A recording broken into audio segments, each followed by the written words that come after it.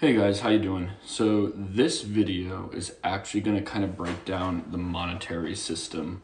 Um, this video, it's not necessarily about Bitcoin, but it kind of gives you the foundations of why Bitcoin is important and kind of just what's going on just in general in the world and the monetary system as well. Now, this video isn't meant to point to either political sides because honestly both parties are at to blame for this. So don't look at it like this. This is actually just a thing that every single country has done over the course of the world. So it's not really like a political thing in any way. Everybody's done it. Everybody thinks they can fix it. Everybody tries again, yet everybody fails. And what you're going to basically find out in this video, every single fiat currency, which fiat currency basically is just what the American dollar is, since we no longer are on the gold standard, has gone to zero all throughout history. Thousands upon thousands upon thousands and thousands of fiat currencies that are just monies backed up by the government. Every single one throughout human history has gone to zero. So we're basically going to kind of go through why the money that you and I have in our bank accounts is actually not money at all, and what's actually happening and how this whole system is really working. I'm going to try and make this as short as possible. Also, you may need to watch this video more than one time in order to understand this. I've had to do quite a bit of research just to find out what I've found out, and I've watched hours and hours and hours, days worth of documentaries, just getting this information. It's taken me a little bit of time. I'm not probably the best in the world at explaining it, but this is going to give you a very basic idea of what's actually going on and kind of the crisis that we're actually headed to in our country that most people don't want to admit. And some of you, after watching this video, if you do watch the whole video, you probably still won't want to admit it. You'll say, just like every other country that's existed on the planet, this time it's different. But one thing history shows us is history repeats itself. People don't like to learn from the past. So let's kind of go through this. So the first thing we want to talk about is what is money, and also I fixed the little flip problem of the words. So we're going to have a lot of slides in this one, guys. And I'm going to try and make this video quick because I don't want to make them too long, but we're going to go through all these and I have a bunch of slides for us to look at. So what is money? So right here, money or currency. There's a big difference between the two. A currency and money, they have a lot of things that are similar between the two. A medium of exchange, a unit of account, portable, divisible, and fungible, okay? The only difference between currency and money is one is a store of value and the other one is not. So your American dollar, for example, as you know and as every person knows, as long as you know anything about money whatsoever, the longer you keep it, the longer it sits in a bank account, the purchasing power of it diminishes more and more and more. And we're going to kind of go through that, and we're also going to talk about the history of that. So first we're going to talk about just overall the history of money in general. So the first people to really make money were the Lydians, okay? They're the first ones who started to coinize gold, all right? And the Athens were the first ones to actually create money taxation systems and everything as well. And so what happened with them, they got into war with the Spartans, okay? And so when they got into war with the Spartans actually controlled their gold mines, all right? And so what happened is Greece, in their capital of Athens, they were constantly sending money over to their soldiers in order to fund the war. And what happened, since their whole system was based on gold, the city got into a deflationary system, and the war people started to also not be able to replenish their gold. So both parties started to really fail because the city didn't have enough gold to send their soldiers in order to supply them with the money they needed to fuel the war, and the city was running out of money for people to actually live off of. So what people started doing is actually this right here. And this is basically what we're doing in America right now. But I'm just showing you how it's been going on for a long time. So they started to basically melt down their gold coins and mix them with a portion of copper and broke them down. what this did is it started to basically fill an immense amount of coins throughout their society, and people started realizing that it actually wasn't gold, and people weren't actually wanting to take these coins anymore because they didn't have any value, because so many started to fill up their economy and everything. And so eventually they didn't have purchasing power to buy anything, and their cities kind of went under and went to destruction as well, and eventually were controlled by Rome. Basically the exact same thing happened with Rome. But with Rome, it was on a bit of a grander and bigger scale. So with Rome, they started to they were on a complete gold standard as well. And then they started to develop their nation. They started to conquest other nations as well and build their dynasty further and further and further until their current wealth no longer could support it.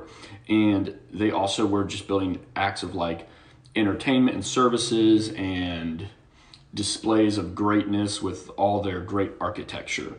And so they no longer could basically afford it. And so what they started to do is, one of the Caesars came in and he changed their standard to being full gold. To their coin was about, I think it was 40% gold and then partially copper. And so and that allowed them to expand and build more. And then the next Caesar did the same thing, and they kept going more and more and more and more and more until they de-expanded their gold. And what really drove it was next time they got into a war. And when the war happened, they had to do this even more. And each Caesar basically did it more and more and more until there basically was no gold left in their coins, and they were basically all copper coins. Now, the next thing that started to happen to them when their money basically got so inflated, because there were so many copper coins and debasement of the value of their currency, people wanted to basically stop buying things because nobody could really afford to live. So the Caesar basically started to have to create different types of mandates. Like, he made one mandate where everything could only be sold for a certain price. So people then stopped selling those things that were needed because the Caesar was forcing them to be sold at prices that were unlivable. So they started doing different trades and selling things that weren't on those lists. And so it started to destroy the economy even more, because basic goods that were needed were no longer being made. So then the Caesar basically made a rule saying that you must go into the trade of your father, punishable by death. And so once again, people decided, well, if I'm going to ended up just basically not working, and nobody was doing anything, and it started to just basically destroy their economy overall until eventually Rome fell. Now, when Rome fell, it actually broke up into two different divisions, given to two different brothers.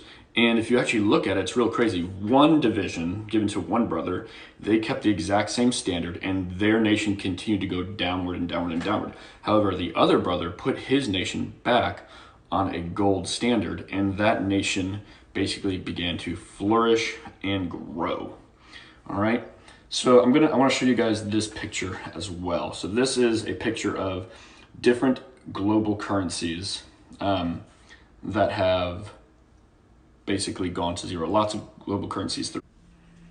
So here's the list of global currencies and everything that have been used throughout basically the last couple of centuries. You got Portugal, Spain, the Netherlands, France, Britain, now America. All these currencies have been replaced over the years. And if you kind of look at the trend, they're a little over 100 years between each one before they get replaced. Some a little bit more, some a little bit less, but probably around average 120, 130 years before they get replaced by a different currency as well. And all of these did the exact same things as you saw where we just talked about with Greece and Rome. They had currencies that were once backed by gold, but due to growth, war, and eventually having to leave that and then go to a non-gold standard or a partially gold standard, where they inflated their money more and more and more and more till it lost credibility and was then replaced by another currency afterwards. or another power. So let's kind of like go to how that works on a US standard, I guess. So the US in our Constitution, everything was actually, if you look at our Constitution, originally had to be backed by gold. It said no other money, nothing else can be money but gold and silver, is what our Constitution used to say. However, in 1913, that is when the Federal Reserve was created, that was basically dissolved.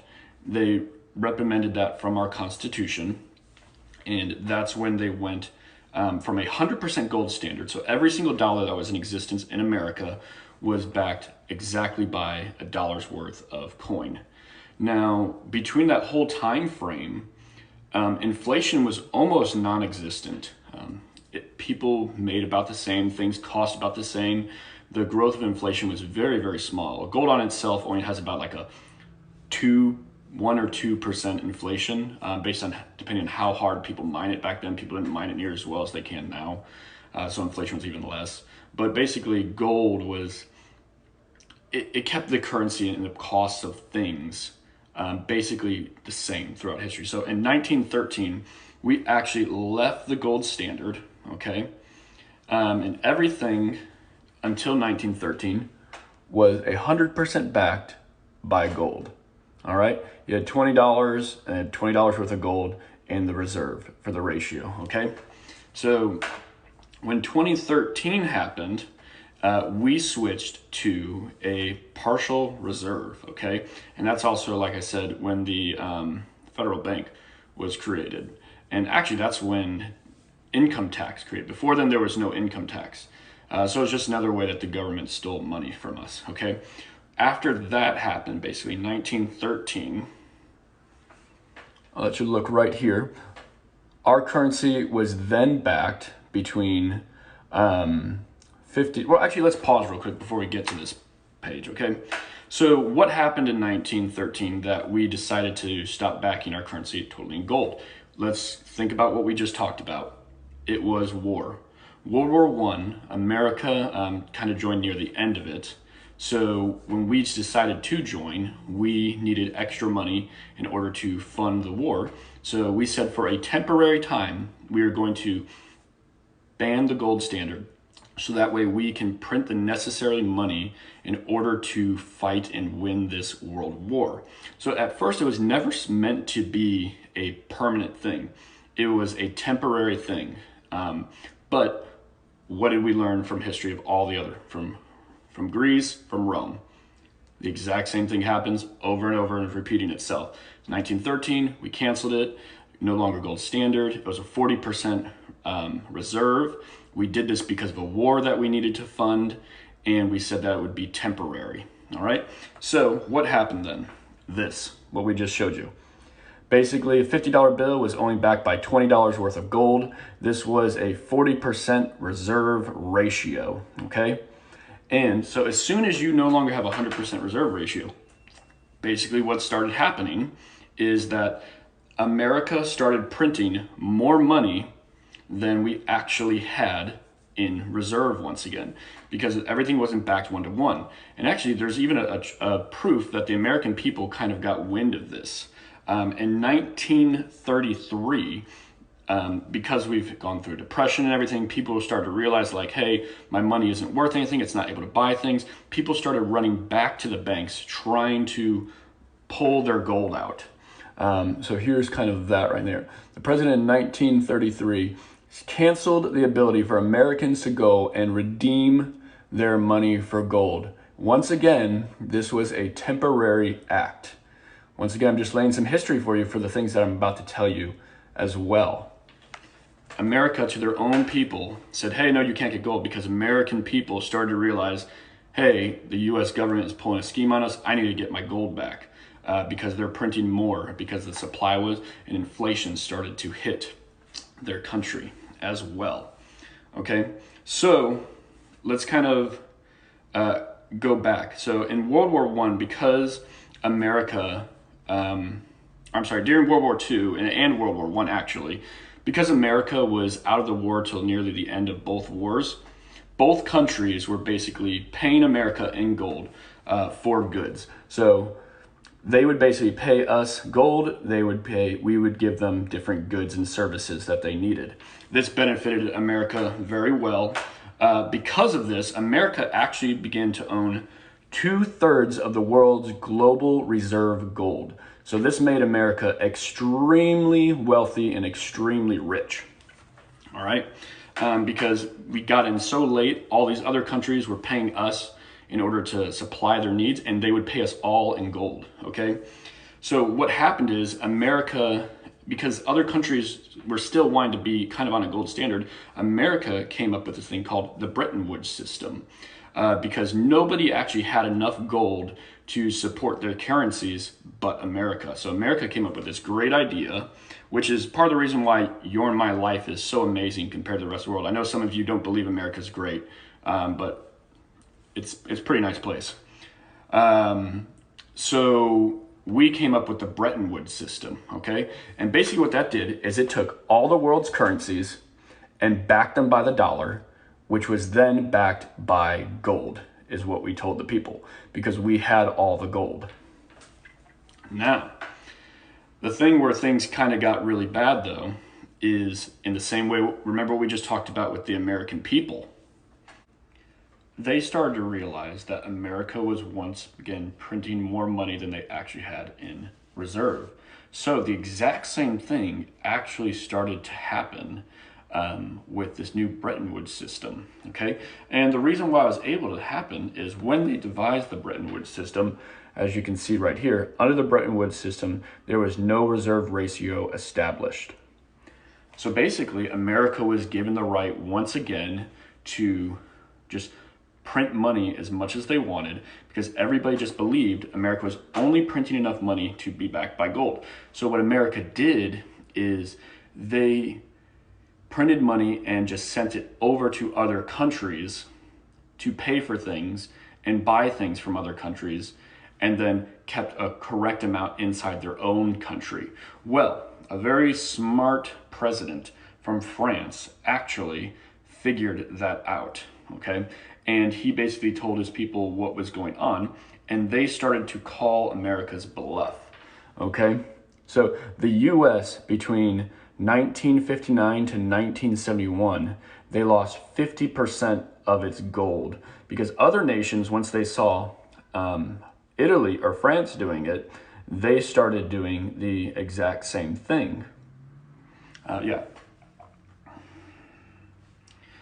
So when all these countries started doing that, this is when, which probably a lot of you that are still alive today, when they realized that they were printing more money and giving it to them just to buy things for free, and all the other nations started doing it. Germany was doing it, like I said. All the other countries, England, they were asking for their gold back from America. So in 1971, which I'm sure all of you are familiar with, this guy right here, Nixon, he abolished the gold standard and he canceled it. Now, why did he do this? Because if he would not have done it, America was getting to a critical point that if other nations continued to ask for their money back and their gold back in exchange for US dollars, and it wasn't meeting the agreed ratio, then it would have collapsed the global economy. So in the means to stop that, America then went to a non-gold backed dollar. And everybody still was in their money being backed by the American dollar, even though now the American dollar was backed by nothing. And as you see throughout all history, even what we talked about, people realized this money was backed by nothing, so they tried to get their money back, the gold. The exact same thing just happened, but now everybody's stuck with their money being attached to the American dollar, okay? And right now, this is the crazy thing. So not just the money that's in America, but the US dollar accounts for about 60% of the value of all currencies on the planet. And more than half of those dollars reside outside the United States. So throughout this time, the inflation that we see in America is just what we have for the money here. The money, when people are getting sick and tired of America and saying, look, your money's backed by nothing, when they send that money back and will no longer take our money, the inflation is going to grow even more. And some of you are saying, oh, well, that will never happen. America is the global reserve currency. Everybody wants to do it. We're the most powerful country. We're the most respected country in the world. Well, not really. And actually, here's a list of countries that are already denying the US dollar, okay? These are countries that are already agreeing no longer to trade back and forth with the US dollar. And what they do now is that America has to hold their currency in order to trade with them. They'll trade with America, but only in their own currency. Why? Because just like the American people, and just like the other people right before we unbacked the American dollar, they realize America's money is not backed in anything. They just print money in order to get things for free. And they say, well, America, if you want to trade with us, you have to hold our money so we know exactly what's going on. So that way we have a more fair trading system as well. Okay, so now we're going to kind of go into this next part about kind of like the monetary system and what we're currently under. Because now our money's not backed by anything whatsoever. Our money's just backed by, we say that it gives you value. But we all know that our money is becoming worth less and less because it's not backed. And if you look at the decline of the American dollar throughout history, the American dollar now only actually has about 3% of its purchasing power since we left the gold standard, okay? And here's a nice little display for you guys, just so you can see it. We only have about 3% of our purchasing power left from when we left the gold standard. And that's gonna continue to increase. And that number is growing, and that number is getting smaller and smaller every single day, basically. Due to the fact that less and less countries are wanting to trade with the American dollar and finding new ways. Like I said, this information I'm giving you, it's really critical to actually understanding why Bitcoin is actually such a big deal. So, next thing, with our monetary system now, the way that it works, and this is not something that I'm saying, this information I'm about to tell you is from the Boston Federal Reserve. So this is what they have said about our current monetary system and how it works. When you write a check, there must be sufficient funds in your account to cover the check. But when the Federal Reserve writes a check, there is no deposit on which that check is drawn. The Federal Reserve writes checks. It is creating money. That is from the Boston Federal Reserve, okay? So this is the new monetary system that we're on. The other thing to realize about what our monetary system is right here, and this right here, is from the Federal Reserve Act from their website, okay?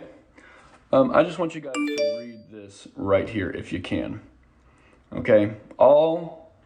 After all necessary expenses of the Federal Reserve Bank have been paid or provided for, the shareholder or the stockholders of the bank shall be entitled to receive an annual dividend of 6% on a paid capital stock. All right. So, first of all, the Federal Reserve is not even federal. The Federal Reserve is actually owned by shareholders. It's owned by banks. Unfortunately, we don't know who these banks actually are, simply just because mergers and changes all throughout U.S. history, we can't actually prove who they are, and it's a very kept and guarded secret. So how does our monetary system now actually work? Now that it's no longer 100% backed by gold, it's no longer 40% backed by gold, but we're still the reserve currency. How does it actually work? So this part's going to take a little bit longer to explain. And I know I said I'd try to keep these videos short, but this is quite a bit of information. So I'm going to do the best I can. So here is another example for you guys right here. All right. So the way that it actually works is the government decides to create money. All right. So as you see, there's step one up there. The government creates and says, hey, you know what? We are going to print money.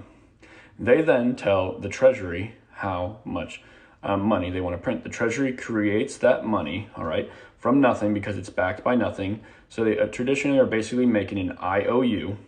A bank then goes and buys that money from the Treasury IOU and just just think about this, okay? They originally had no money because no money actually existed before.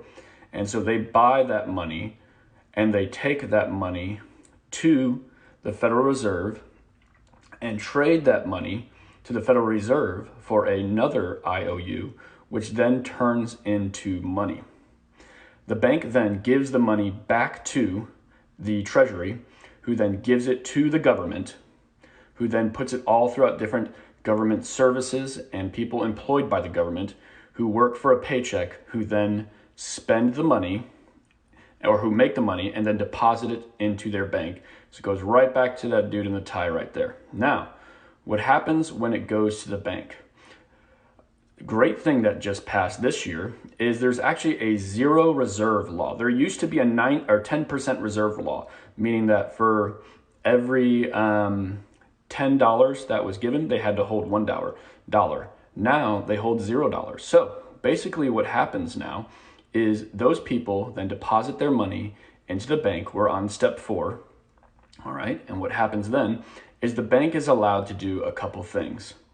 The bank is allowed to, 1, write checks. When they write a check, they can then use that money and spend that money, all right? So if you deposited $10, they can now spend $10, and they have to hold 0 in reserve, okay? So your bank account that you have is actually $0.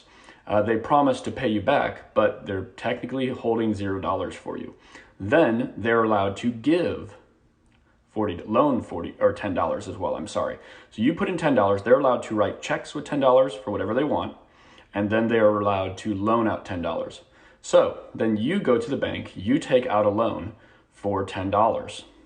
Then you go to your bank and you deposit that money. That money then is created again. They take your $10, which so that $10 has now turned into $30, okay? Now you deposit into your bank. That same $10 has now turned into $50. If somebody loans out, now it's $60. So on and so forth, over and over and over and over and over and over and over, times infinity, now that there's a zero reserve. At least before in the past, before 2020, when we canceled the 10% Reserve Act, at least there was a stopping point. Now that it's a zero reserve, they can literally print money forever, okay? And so that money is thrown basically into the world, into the economy and everything, and then you and I, we work for that money. Then what happens, after we work for that money, the IRS then takes a portion of that money in taxes, okay, and pays that portion back to the Treasury, who then, or gives that money to the Treasury, which then gives it to the Federal Reserve for them to pay off their loans. But here's the thing, all that money that started came just from nothing. It originally came from nothing because it's not technically backed, and they're able to do it over and over again. And then if you look back, like I said, step 3 to step 4, the money's just overly multiplied over and over again. Now, that's not the only thing that happens here as well. Now, that fake money that was just all put in from the IRS and expanded on by the banks, the Federal Reserve then pays out the banks debits and reserve percentages and what was the word that I used? Dividends as well. So the bank gets then paid again on all those things. So the bank gets paid to basically buy the Treasury from, or buy the money that was created by the Treasury, gets paid to then take the money away from the Federal Reserve, and then gets paid again when the bank receives the money back from your taxes, in an endless loop that grows on and on forever. So technically every dollar that has been printed in 2020 will continue to grow basically forever and ever, because there's now a zero reserve that the banks have to hold. That's something you guys are going to probably have to watch a couple times in order to fully follow it. But here's just a couple of things for you to realize, okay? Between 2008 to 2019, we printed $2 trillion, okay? And think about how much more things cost now compared to then. In 2008, the average car was about $23,000. Now the average car is about $32,000. In 2008, the average house was $180,000. Now the average house is about $320,000, okay? This is a byproduct of inflation, okay? Things aren't actually becoming more expensive. Yes, there is a demand aspect, but think about the thing before America, from the creation of our America in general, inflation was almost exactly the same, okay? Things didn't really get that much out of hand with price. It wasn't until we started to deviate from a type of hard and sound money that these things started to take place. Now, in 2020, not only, like I said, did we get rid of the reserve ratio, which was our only means of basically stopping overinflation, we also printed over $9 trillion just this year. If you take that same ratio of 2008 to 2011, okay, and use that same based in what we just printed this year, that's almost 50 years of inflation printed this year. And then I'm sure as all of you have heard on the news, we're already planning on printing more money and giving out more stimulus checks. And I know lots of people need the money. I'm not saying that people don't, but all these things that we think that are actually helping us are actually going to be what our doom is. And once again, may I remind you, 60% of the currency in the world is US dollars. And remember what we talked about with history. In the same way the American people realized that the money they had was bogus and tried to get back gold, so America stopped them. In the same way that other countries realized that the money they had was bogus and not fully backed, the exact same thing is going to happen again. Other countries will realize that, like, hey, America is just trying to print their way out of debt, and they will start to stop basically allowing America to trade with their American dollar. I already showed you the list of the other countries that are doing it. Other countries are going to follow suit, and that money is going to filter back in. Already over 60% of the money that's America has made is in other countries. That money's going to come back in, and it's going to stockpile on top of it. Eventually, nobody or hardly anybody is going to want to trade with America and American dollars. This is why Bitcoin is so important, okay? It creates a system that can't be manipulated or controlled because it's not controlled by any entities, by any governments. Governments, all they do is they overspend, they overexpand, they overpromise, and they underdeliver. It's all they do. Bitcoin has a finite number. Okay, there's only 21 million that will ever be made, and I think it was something sextillion if you do Satoshis, because as I'll kind of go into, Bitcoin is divisible. It can be fractioned. One Bitcoin can be fractioned into 1/100th of a million. Okay, it's still only one Bitcoin, but it's cut into pieces until it's 1/100th of a million. So you take 21 million, it's like 2 sextillion and something.